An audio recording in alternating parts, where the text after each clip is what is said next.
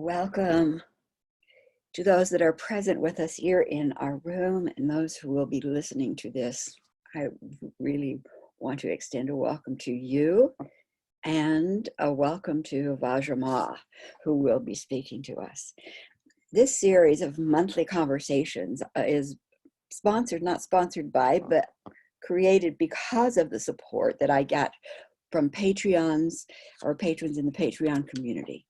So the Patreon community at A Mystic's View is developing that concept of intentional community no matter where we live. And by listening to each other's experience, our roots are deepened and we understand and we walk the world differently. So I really, really want to acknowledge those patrons who have been standing in support of this work expanding into the world, intentional communities of good. So thank you, patrons. Thank you very much. And how we're going to work the format of the meeting today is that we're going to be having about 20 minutes where Vajra Ma is going to be able to share whatever it is that comes out for her. It might be something she's prepared, and she might be something that, there it is. She's like the rest of us women who, in the moment, we sometimes are surprised at what, spills out of our mouth. But we'll have an opportunity to listen to what it is that she's been up to, and then open up the room so that we can all then begin to have conversations and share what's emerging for us, questions and otherwise. I've known Vajra for, gosh, I don't know how many years, but it's been a long time. It's been long enough that I consider her one of my really good friends. Vajra Ma is a leading exponent of women's womb awakening in a feminist spirituality. She bases her work in the woman's subtle body knowing, and she's been doing that work since the mid-1980s. She's the author of From a Hidden Stream, The Natural Spiritual Authority of Women. I'm all with her on that one. And she's been in many different anthologies. So she's well known in that realm of feminist spirituality, body knowingness. She's an ordained priestess, has been since 1992. She's also a co-founder and president of the Shakti Moon Foundation, which is dedicated to the concept that women are holders of community and culture. No wonder we're friends, Vajra. She's also, you may not know this about her, but she is an accomplished professional actress in stage, film, and TV, and has deep connections in her area to a theater. I think she owns it, and I'll let her talk a little bit about that if she wants to too. So I am really, really pleased to welcome you, Vajra, to be with us today. And of course, the impetus in this particular conversation is the Sarajevo conference, but if you expand beyond that, feel free. So I'm going to turn the time over to Vajra, and rest of you may want to have a paper and a pencil so that you can write down questions that come up so that you don't lose track of them. So when the floor is opened, we will be able to ask those questions. So I'm going to go into mute with the rest and turn it over to Vajra. So welcome, Vajra.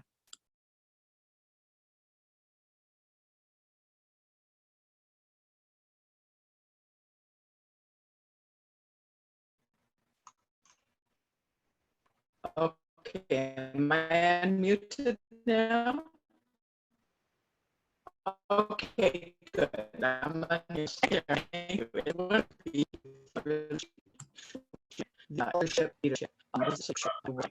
I'm a little fuzzy, the lighting or something, but you know what, makes me look younger, so that's okay. I'm not going to complain about my own lighting here.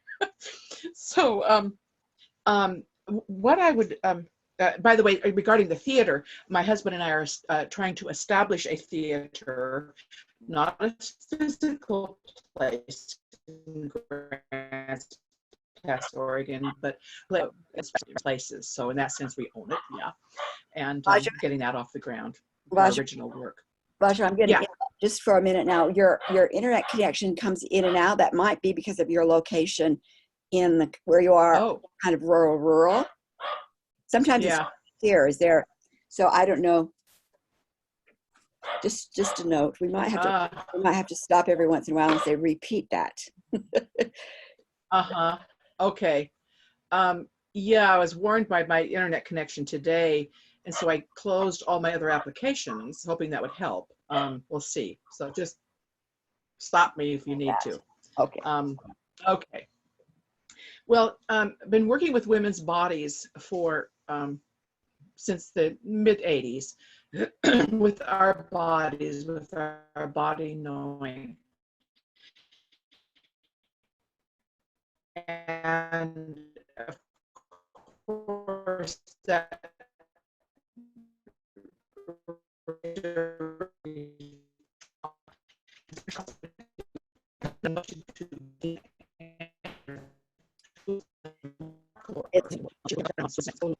It's really, really bad.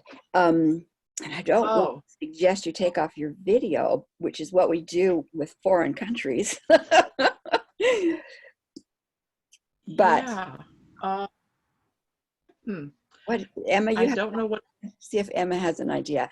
I know, when we're working with someone out of the country, we have them take off their video, but that's, so. Okay, now I went to a smaller screen on my own computer, and that might take less bandwidth and help with the clarity. So let's see if that helps. It seems to. Let's go for that. Okay, good enough.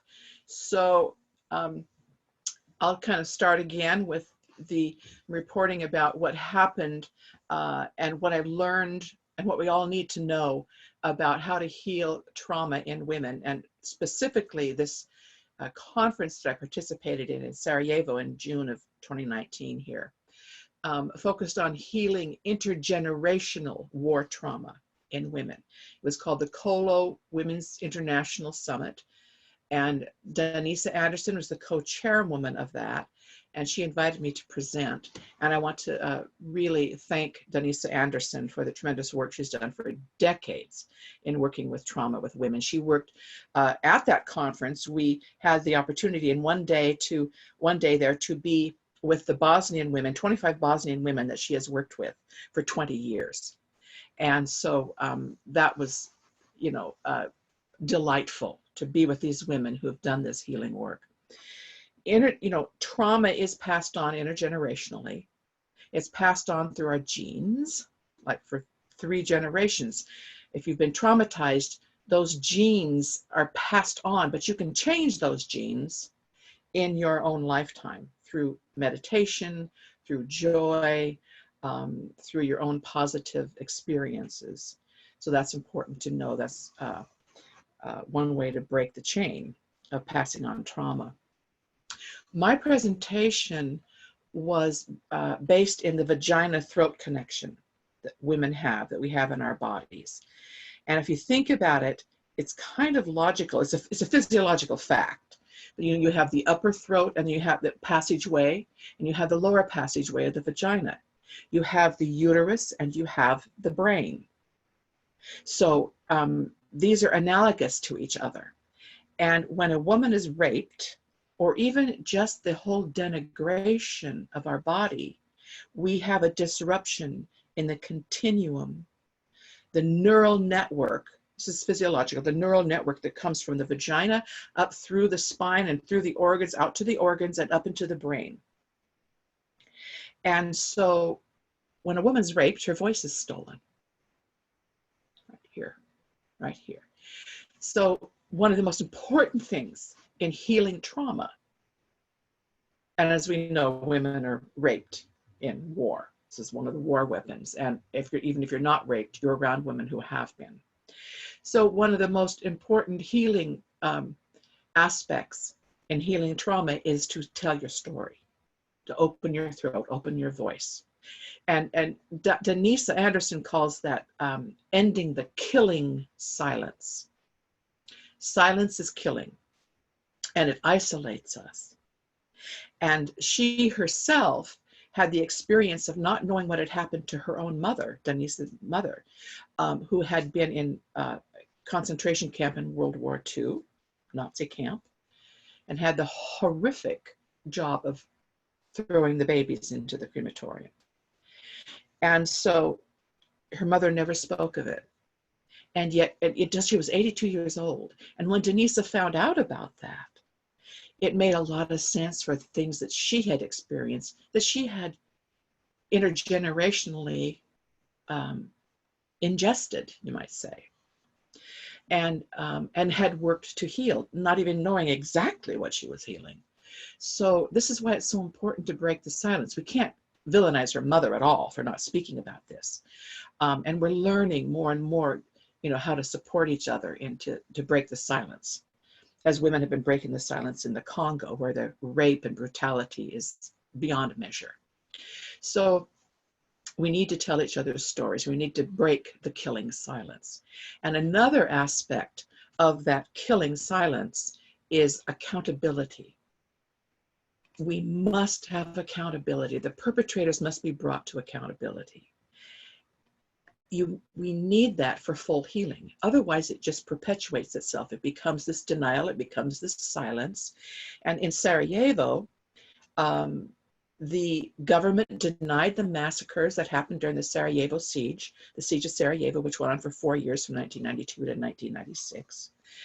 And they denied the massacres. 8,000 men, they went after the men that were massacred. And of course, I'm sure many women were raped on the sidelines. You don't even mention that, right? 8,000 men were massacred.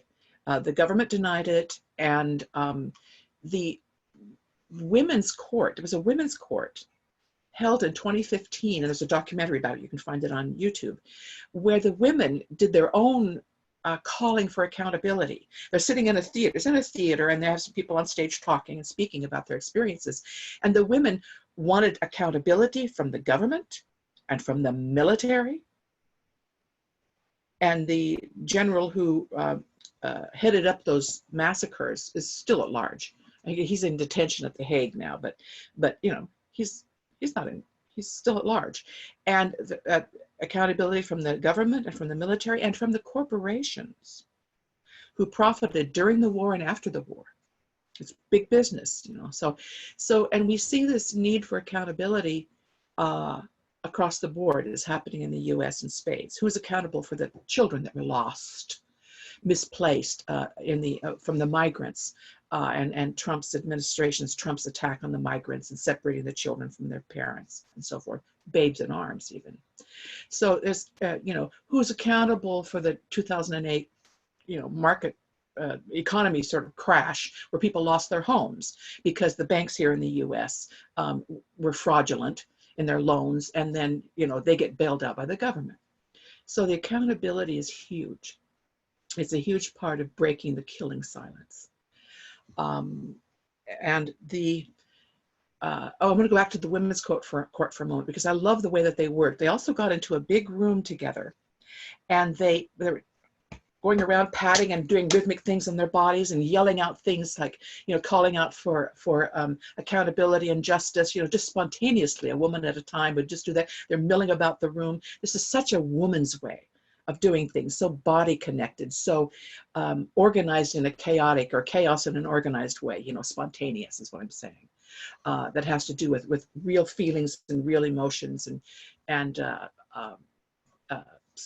you get the picture there. So they also did a big march through Sarajevo with huge banners, these massive women walking through the streets, calling for accountability. So we need to do this as collectively as women. We need our collective power. Women's power has always been a collective power. The mothers, the village, all the things we've been separated from as women.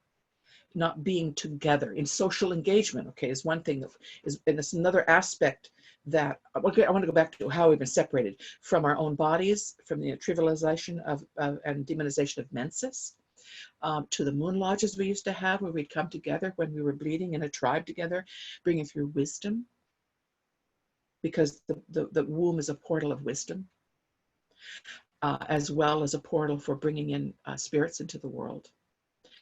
So the myriad ways we've been separated into separate households in a nuclear family where we have the burden, a man and a woman, or often a single mother, the burden of raising those children in an economy that doesn't really support children and women.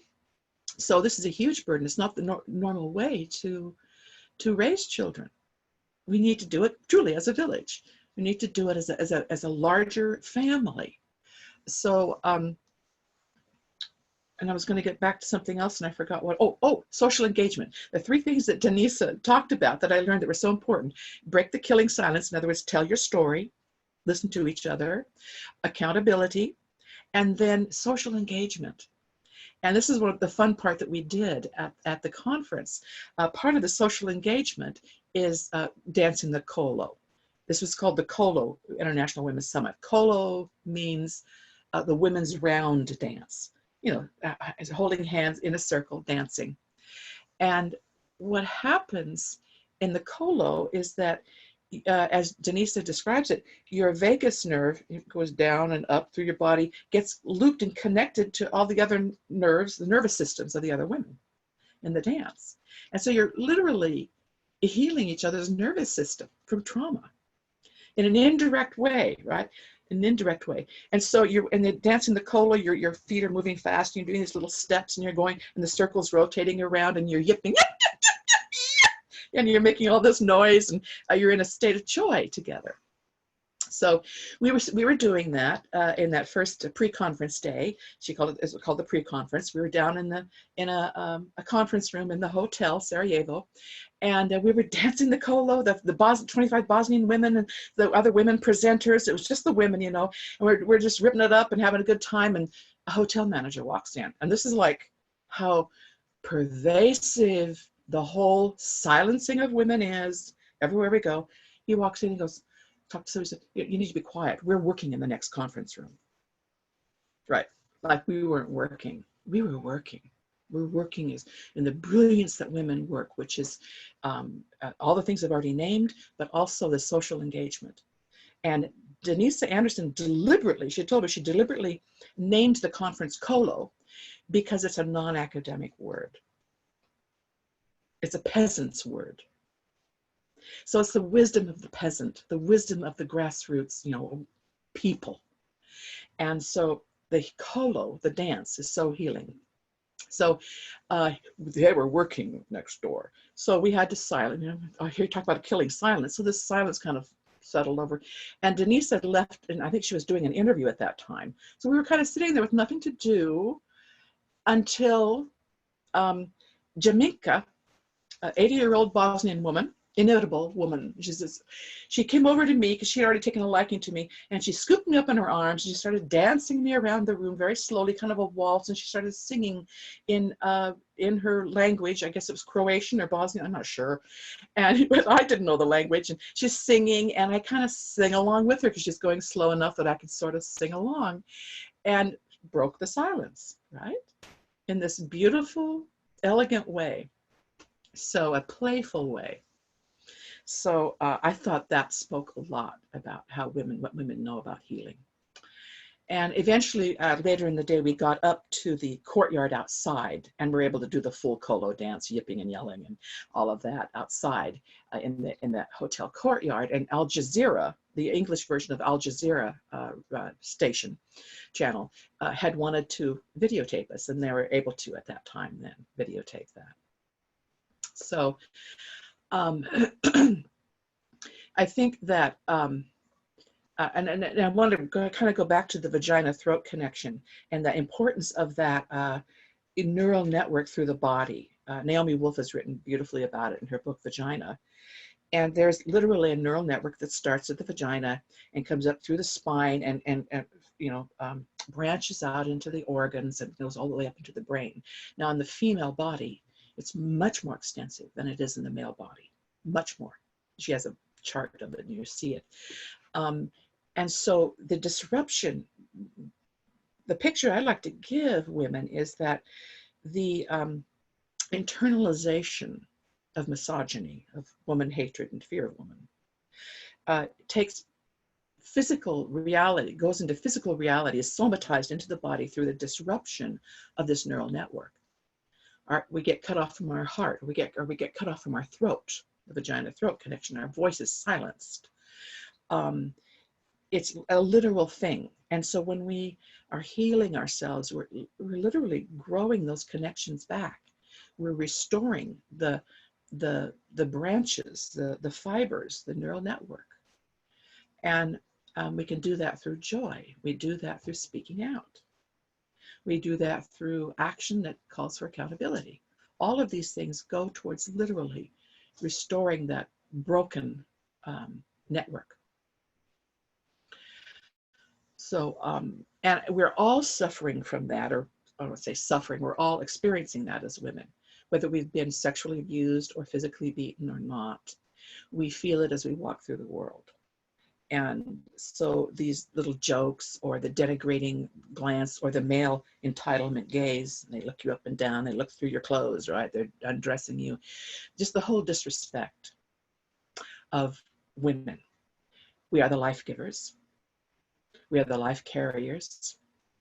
And we are sacred. Our bodies are sacred. And we need to demand respect for that. And it's foundational to patriarchy to disconnect women from their bodies and to have control over our reproductive powers. We know how it's playing out now. They're really trying to get, even women in the United States, if they've had a miscarriage, you have to prove it. They're trying to get it so you have to prove it, or you could be jailed for murder. This is where it's moving along to. This is not far-fetched. There's been some cases like that. So healing trauma has to do with reclaiming our female bodily sovereignty. And healing, we do that together. We need the social engagement. We need to speak out together against the perpetrators and have accountability. And of course, this goes for men too. This goes for the whole culture. And we need to break the killing silence. Yeah. What occurs to me, Vajra, is that the telling of the story, is a first step, right? And here we have in the United States, we have the Me Too movement, right? Which is basically encouraging women to tell their story. Their stories, I'm sure if you were to say intensity, don't match the rape camps which existed in the Bosnian-Serbian War. But nevertheless, telling the story. Now here we are telling the story, and I think we're missing some aspects of what that really means. And I'm speaking for the United States. I can't speak for, because Danitza's done amazing work, and there's women in other parts of the country that world may absolutely know what next. But it seems to me that here we have women telling their story, Me Too coming up, and then the backlash has been the denigration, keep those women silent. They're impacting the men, so the men are getting nervous. And instead of women coming together with understanding, stepping further into the storytelling, into the social engagement, not the fight, but even the support of the storytellers, I think is a missing aspect, because we do not understand even that missing piece between the vagina and the throat, the solar plexus, birth center, and the brain. What would you, in a perfect world, what would be the next teaching step for those engaged in, aware of the Me Too movement? Wow. That's a really big question. But the first thing that comes to my mind is what you just touched into, is that the ignorance of the glory of the female body, the ignorance of this neural network, the ignorance of the distinct capacities and beautiful capacities of the female body.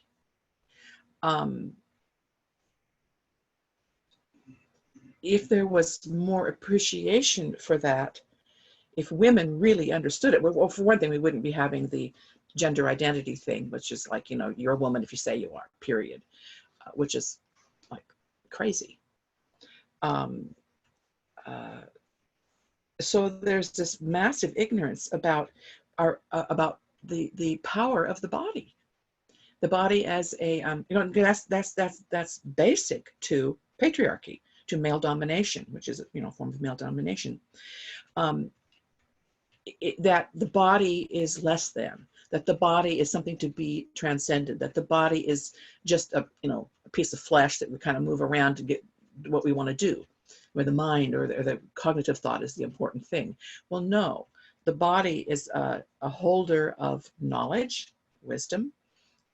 It knows how to do a million things we can't do. We can't heal a wound by ourselves. Our body does it. We can't digest the food. Our body does it. We don't even, you know, we can't create the baby. The body does it. We don't know how it does it. You know, we participate with it. We can affect those processes by our own emotions and how we hold it. But we're not the ones that are doing it.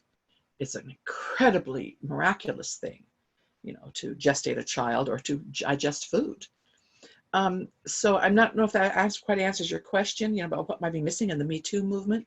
You know, if women had a greater appreciation for the distinction of our body, and how key it is to patriarchy continuing to control women, you know, to denigrate it, to make it less than, then maybe we'd have more solidarity amongst women. Is that what you're kind of going towards? Well, I'm certainly throwing it out. I'm going to open the mic for Emma to see what she wants to throw out on the table about that, because I mean, the awareness of telling story is present, but we don't want it to dissipate into being silence again. So I think it's an important thing, you see. Emma, Yeah. something you want to throw in there? Yeah, I think that really catches my attention. I'm writing my thesis on telling stories and how it changes, how it has the potential to change your life.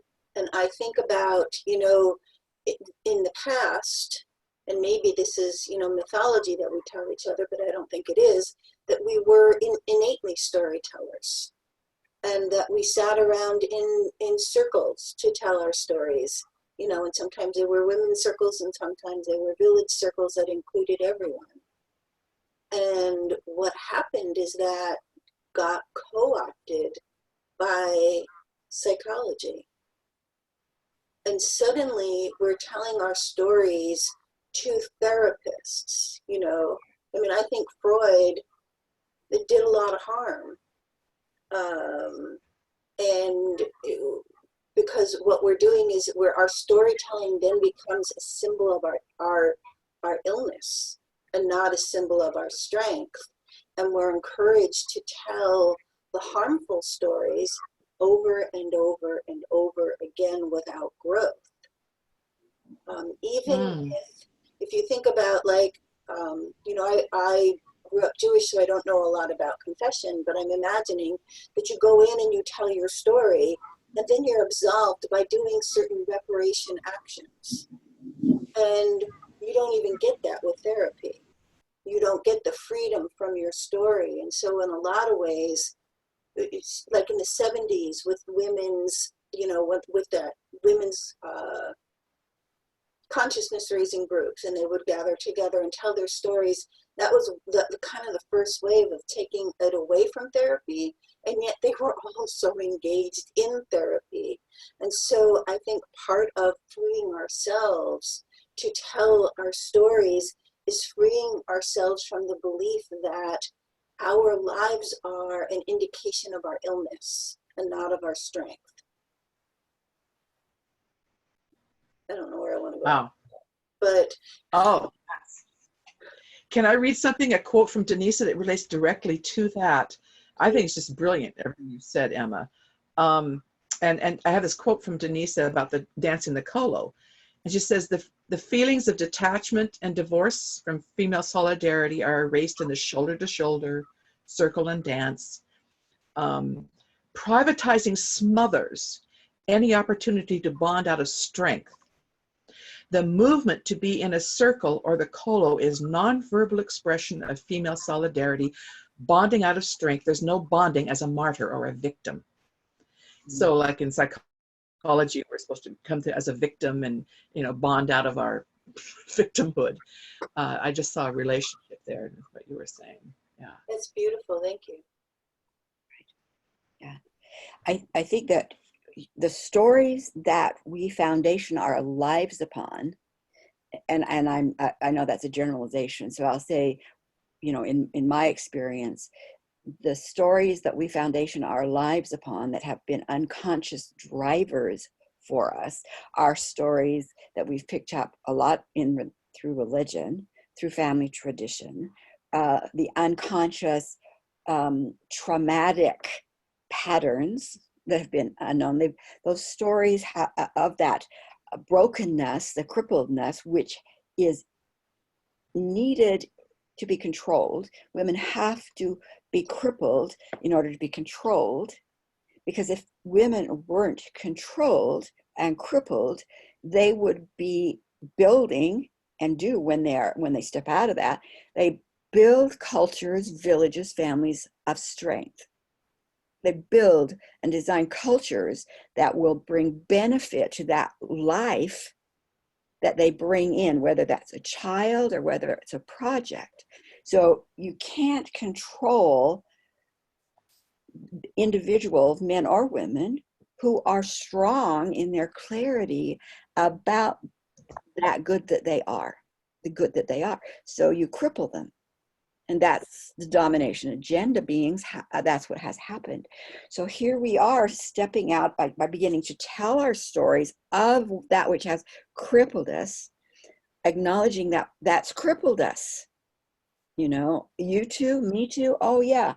Okay, then that's the stories that will continue to cripple us unless we go beyond them. Then who are we really? Who were we? Well, who were my great-great-great-grandmothers before the crippling? How did they live? What were their villages like? Stories are huge because they are indications of how we create life. And so, you know, the Me Too movement, it's such a good start, but we have lost touch with what that female body is all about, in my opinion. And we need to get back to that. We need to get back to that understanding and getting the body healed in those pathways, and understanding why we need to tell stories and dance together. It's information to be shared. Yeah. I think that the fact, and my husband wrote this, Wolfgang Nebenmeyer wrote a pamphlet called The Women's Collective, and he starts it out by saying, the fact that women have been demonized, attacked, oppressed, separated, etc., all the violence perpetrated against them, is a testimony to their power. Yes. Because you don't do that to something that's not powerful. Total. Yeah, and that we must come together, women need to come together with start from the base of knowing our power, not victimhood. Right. And just like Denisa said in that quote, you know, and just like you've been saying, Emma, about psychology, it has us coming as victims and telling our lack of strength over and over, instead of coming from the, yeah. I'm looking at my Jewish heritage, and you're saying, you know, 3 generations back, and how many generations have we in the Jewish community retold the stories of victimization and oppression and victimization and oppression, and clinging to it as a cultural identity of being the victim. And yes, it's historically true, and yes, it is, clinging to it seems to me to have become a curse. When we sit around the Passover table and we tell the story of when we were slaves in Egypt,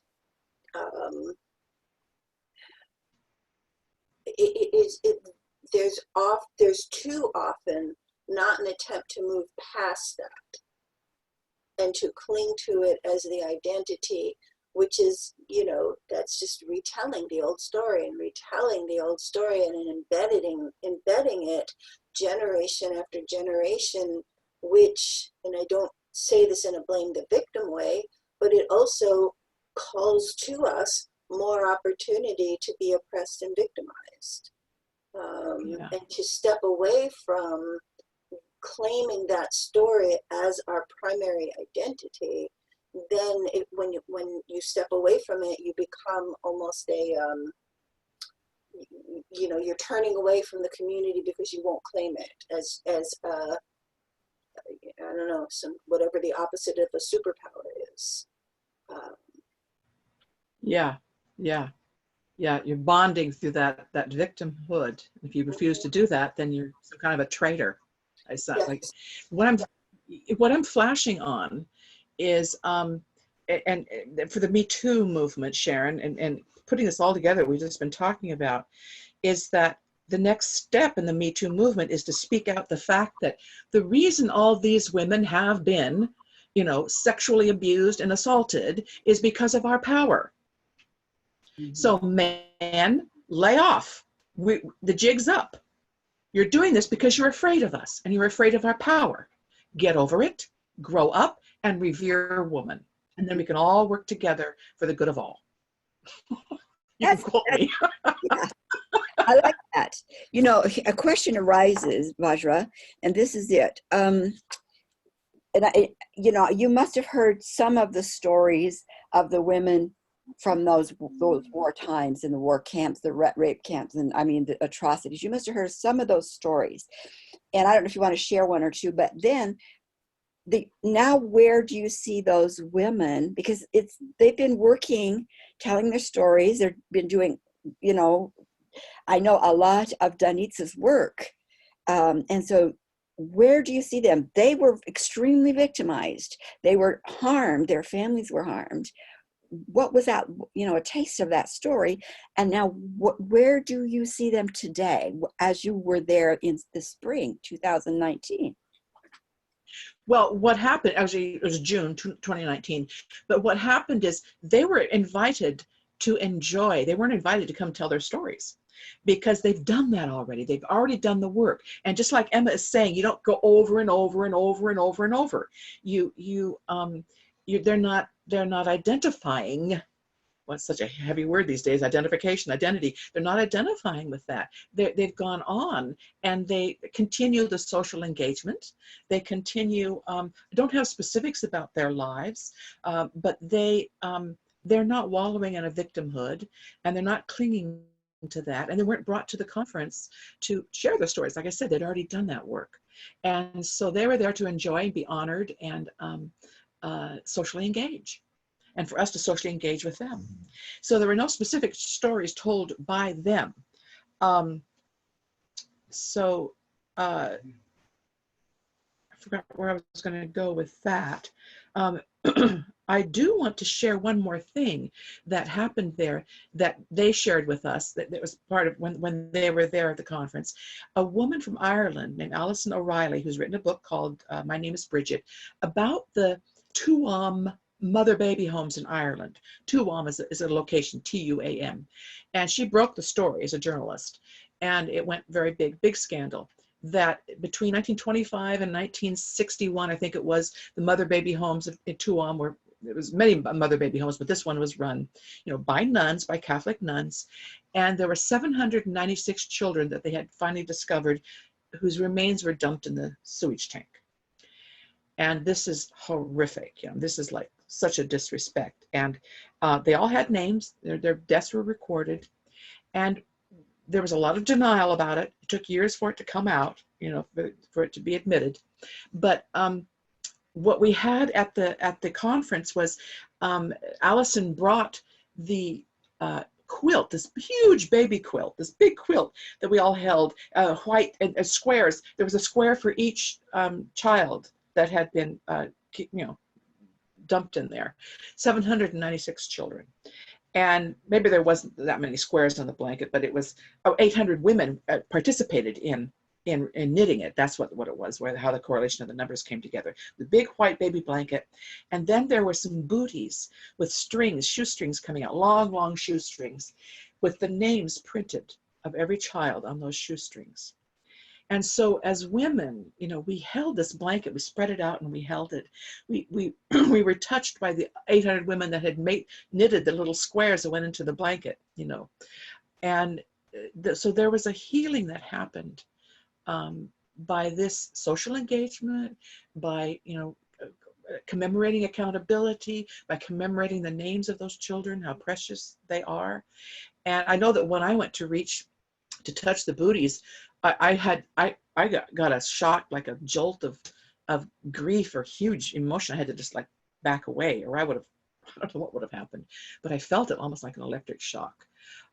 So there's a tremendous healing in coming together with this simple enactment of the baby blanket and the booties, of the shoestrings and the names. So I don't know how that related to what you just said, but I wanted to share that because it's powerful and it's a very simple way of coming together and healing. Yeah. And so it's commemorating the atrocity, the loss, because you had asked me, Sharon, about what were some of the stories and how do they get past that. So we didn't hear the specific stories of those particular women. Yeah. Yeah. I think it is powerful to say they didn't come together to tell their stories. They've done that work. Yeah. Yeah. And now they have, by doing whatever that work was, and there's many modalities of doing the work. There's many ways of doing the work. There's no reason to carry that in generational trauma anymore. There isn't. And it has a lot to do with women reclaiming the power they have and are, Yeah. And now you see these women that in their families, I would assume, I would be very surprised if it were different in their families, not just from today, but probably for several years past. I mean, it's been 20 years that she's been working with them, that their families are not acting as damaged members of a culture. They are acting as contributors and joyful and creating new, and that's really the aim, isn't it, of all of us, to move from where we are, in whatever way we carry that traumatic negative patterning, to go like, there is hope. There is hope. Yeah. And it begins, I think, with us being able to say, I am damaged goods. I mean, just the awareness, I am damaged goods. I am in pain, not because your words triggered my heart. Your words may have triggered my heart, but what is it in my heart that was triggered?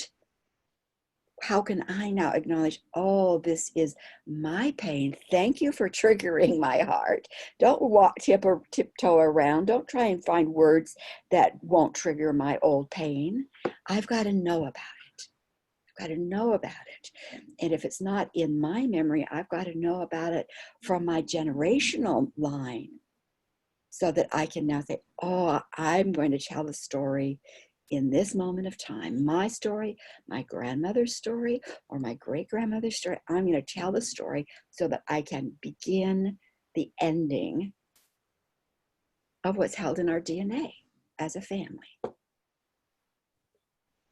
And that's what you experienced, and I'm sure experienced in other ways too, but that's what you seem to have experienced at the Sarajevo conference.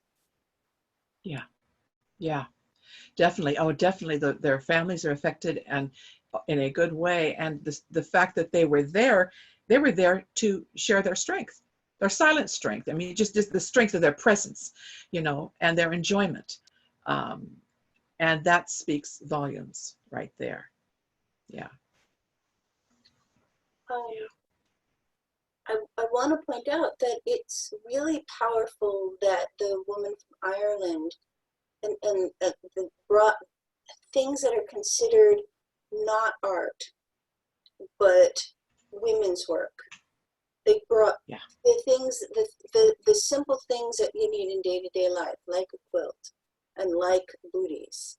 And what they did was raise that to a really powerful symbol to say whatever it is that we do, we are powerful. We can create powerful symbols out of the simplest things in life. I can't remember the poem, but I just remember Marge Piercy writing a poem and saying that she started writing not about big lofty ideas and philosophical concepts, but she wrote about, as a poet, day-to-day things and the power of the commonplace. I have a couple of questions, if that's okay. You talked about I know that in the past decade, it's come to light that the digestive system has its own nervous system that impacts us, and now the heart has its own nervous system that impacts us in a way that we hadn't realized that before. So you're saying the reproductive system also has this? I'm not familiar with the systems that you're talking about. The heart has its own, and the digestive. I'm not really familiar with the science of that. Yeah. So I would assume now the womb is the uncharted territory. Okay, the final frontier. Because who cared about the womb? It just made babies, right? And it's they haven't really studied it, the capacities of the womb. And so in terms of, I guess what's coming to my mind as you're speaking is that there are powers of the womb. I spoke about it as a portal of wisdom. The whole female body is a portal of wisdom, but it's rooted in the womb. I think it'd be a fascinating study, Emma, for them to study the nervous system of the reproductive system. I mean, I'm not sure if that's what the neural network is, but it seems like it is. That seems like that's what you're talking about. If there's a neural network, then that is its own little nervous system that then connects into the larger system that we're finding out has many little nodes, digestive, and it's almost like the digestive system is its own little animal that kind of lives inside of us and shares things. Interesting. But interesting. as a woman who had a hysterectomy, then I wonder how deeply that impacts my nervous system and my voice, and how many of us who have had hysterectomies, like I know that previous to my hysterectomy, I had a myomectomy, which takes out the fibroid tumors, and the doctor deliberately kind of cut my womb so I could not have children. And I didn't find that out until the second doctor did the hysterectomy. And so my entire uterus was covered in scar tissue. And so I'm just thinking about not just the energetic repercussions of that, but also the nervous system repercussions of that on a just purely physical basis. And I think that would be a fascinating study. Yes. Well, what I could interject here is this. Of course, on an energetic level, if you're talking energetics, which is kind of the foundation of it, all of those, all of that, those power centers, if you will, and that's a whole. The way you laid it out, Vajra Ma, is really in alignment with what I see in the larger 15 chakra power centers. But in relationship to an organ being removed, what does that do neurologically to the physical body suit itself? Because this is a physical body suit, and then we have that spiritual energetics too. And in relationship to that, my daughter, as you may know, just had a heart transplant last December. Well, in a heart transplant, they take out the heart. And and when they do that, they have to cut all connections, all physical connections that the heart has. in order to move it off. Now, when they bring the new heart in, there's certainly many of those connections they reconnect, or the heart isn't going to do its job. But on some of those subtle neurological levels, those may or may not rebuild. Mm-hmm. Now, that's just in that Western medical model. So would it be worth considering conversationally a dialogue with the bodysuit that says, whoa, do I have the right connections going? And and what can we do to build them and become again the designer of your body, working with the intelligence of the bodysuit? Because certainly it does disrupt on that physiological level. It does disrupt neurological pathways. There's no way it could not. Mm-hmm. Mm-hmm. So in those transplants, they've found, that's fascinating, Sharon. In the transplants, they found that if you get at somebody else's heart, you may have some of their characteristics. Yeah. Whether or not they were a good dancer, whether they had a sense of rhythm. Someone gets somebody else's liver and who never liked beer, and now they like beer because the person who had that liver, the transplanted liver, liked beer. And they found that there's actually proclivities. You know, they each, or the organ has, like you said, Emma, its own, these systems have their own nervous system. Well, they have their own mind. They have their own knowing. They have their own proclivities, their own personality, you might say. So that's just like really mind-blowing. But I like what you said, Sharon, about you could consciously work on an energetic level with that new organ and, you know, create pathways that one who doesn't work consciously might not ever create. You know, these subtler levels.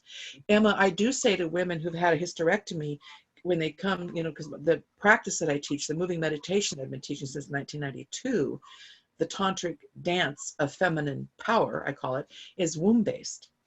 And we always say you still have the womb energetically, and it would show up in Kirlian photography, right? So there may be a loss of something, but there's not a total loss. It's a difference. And any woman can still connect into that energetic center that her body was formed around from the beginning. So that's important to know too. Right. It's really uncharted territory, isn't it? Like they could do a lot of scientific study that would, I think, would be valuable. Yeah. In this. It's like Yeah. when you're working energetically, you're living ahead of science. You're working in the unseen before there's science to validate, but working in the energetic world, you have your own way of validating. And so I can validate for you, Vajra, and I'm sure, you know, other people, when you have a transplanted organ, that organ comes with its own identity based on and memory, etc. And so having worked, you know, with my daughter on that level and with her heart and letting it have the voice so that it could say what it needed, what needed to be let go of, and what needed to be changed is very powerful. And so, you know, this is what women do when they get together. They remind one another what they know that they've forgotten they know, or what your sister remembers that now, oh, I can now remember. And the power of women also is disrupted by keeping women apart and unrooted from each other. And I don't know about women in the audience, but having grown up in a patriarchal system, as gentle as that was for me, I still walked away with the concept that, hey, girlfriends were great until you get that guy in your life, then you don't anymore. And we give up sisterhood, the roots of our being. Yeah. To be with a partner that we have been told is going to keep us safe, and that is another total corruption. So I would assume that these women that you met in Sarajevo, probably a lot of them, I mean, there are a lot of them in their world, a lot of their men had been killed in war, if I remember correctly. Yeah. And Yes. so they did and have, you know, been able to bond in different ways than us here in the West, who keep looking for the man to take care of us. That Right. rootedness of women is so, so important. Right. Right. So Crucial. I'm going to give Emma one more opportunity, and then Vajra, I'm going to turn it over to you so you can say what it is you haven't said yet that you want to say, where people can know more about you, etc. So Emma, if there's anything you want to ask first, and then we'll put it right on over to Vajra Ma. One of the things that caught my attention was you said something towards the beginning about not only telling our own stories, but telling the stories of other women. And I know that you've worked with women in all over the world. Right now, there's a real awareness of cultural sensitivity and how important it is not to, you know, how do we balance telling others women's stories without taking away their voices? Because that also is a tendency that we have. Do you have any experience with that? Directly, no, I don't. I am aware of one woman who has an autistic child, an adult autistic female woman, a child, daughter, and she's someone that I know, and she's expressed the fact that it's not her story to tell, her daughter's story. So there's a sense of respect there. Yeah. I suppose if we're going to tell someone else's story, maybe we do it anonymously and use it as an illustration and an example. And you know, and it's coming from our own filter, you know, to be aware of that. And you know, even telling your own story, you know, you're filtering it. It's like I'm working on my autobiography right now, and it's like, you know, how do you frame it? How do you frame it in a way that brings the real truth out? You know, the real truth. So it's a really big question that you've asked, and important to respect the distinctions of cultures and a person's right to privacy and a right to interpret their own life. Yeah, yeah. The thing that I would like to leave us all with, or I'd like to, you know, talk about here at the end, is that, and it kind of relates to what you're talking about, Emma, and ultimately, you know, there's no distinction between the womb of a Black woman, a white woman, an Asian woman, an African woman, a Native American woman, you know, a yellow woman, a red woman. You know, there's no distinction in the womb. The process is the same. Of course, how we might interpret it and all the mores, the societal mores around it, the restrictions, the honoring, the dishonoring. But, you know, we can come together as women at a very profound level of respect for life, respect for our body's power to create life and the responsibility that that is. And the capacity, because of that power that nature has given us, we need to set boundaries. I'm kind of taken by the fact that the egg, a woman's egg, is not penetrated by a sperm. The egg chooses the sperm. You're the one. Opens up, takes it in. And at that level, it's profound level, you know, that very basic cellular level, women are the boundary setters. And so we need our collective power to come together collectively and set the boundaries. Stop it, boys. No more war. Stop it. Just stop it. Don't take my children, you know, to feed your wars and your greed. And of course, this is, you know, many, many men would love for us to say this, many good men. They'll follow us, they'll join us, they'll support us. So I'm not denigrating men as a total class, but we have male domination in the world today. And so I think the more we come to respect and revere our own powers, our own bodies, this miraculous power that we have from the womb and the neural network and the whole way that the female body operates. It's, the body and the mind are not separate. It's a body mind. And so the male has a different body mind, and he needs to be guided and taught. In ancient India, the word for wife meant she who guides her husband on the path of righteousness, or guides her husband through life. This is historical, and this is 250,000 years of women leading culture, creating culture and leading culture, until we came up against this last 6,000 to 10,000 years of male domination baloney. Okay, very damaging. I think we're at the end game of patriarchy, and as women we must come together collectively and set the boundary and demand the respect for us as life givers and for life itself. That's what I'd like to leave us with. Thank you, Vajra. And how can those who are intrigued and excited about what it is you're saying, what is a good way to connect in to you and with you? Yes, thank you, Sharon. Greatgoddess.org. Greatgoddess.org is my website, and also ShaktiMoon.com is the Shakti Moon Foundation website, and Shakti Moon is spelled with a hyphen. Shakti is SHAKTI -moon.com. Perfect. And you'll see our projects there.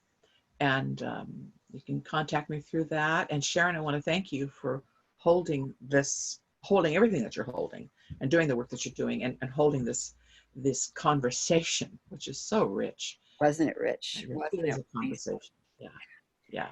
Well, thank you. And Emma, it was delightful to meet you and hear your wisdom. Yeah. Thank you so much for all of that you've shared with us today. It's really opened my understanding very deeply to a lot of new things. Yes.